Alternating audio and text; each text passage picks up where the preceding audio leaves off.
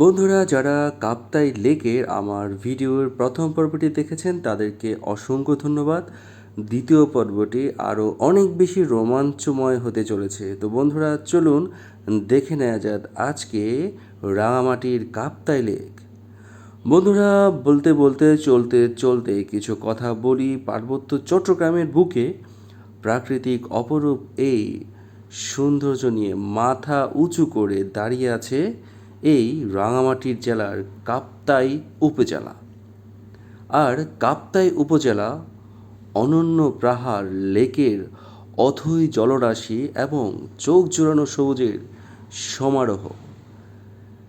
11,000 kilometre পর্যন্ত বিস্তৃত এই কৃত্রিম হ্রদ দক্ষিণ এশিয়ার মধ্যে আয়তনে সবচাইতে বড়। এখানে চোখে পড়বে আপনার ছোট বড় অনেক পাহাড়, আঁকাবাঁকা পাহাড়ি রাস্তা, ঝর্ণা আর জলের সাথে সবুজের মিতালি। এদিকে যেমন পাহাড় রয়েছে বিভিন্ন উদ্ভিদ ও বিভিন্ন প্রাণীর সম্ভার, তেমনি লেকের অথই জলে রয়েছে বহুল প্রজাতির মাছ ও অফুরন্ত জীবনের বৈচিত্র্য।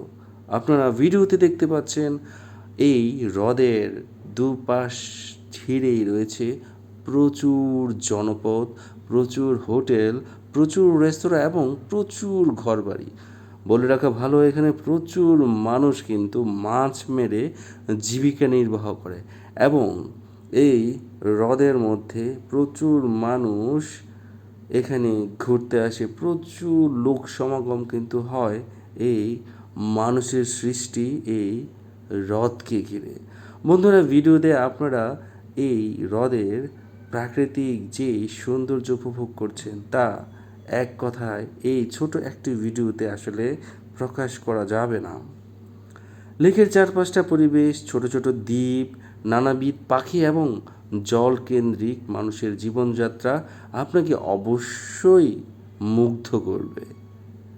কৃত্রিম হলো প্রাকৃতিক তার সমস্ত রূপে যেন উজাড় করে দিয়েছে এই কাপ্তাই হ্রদ।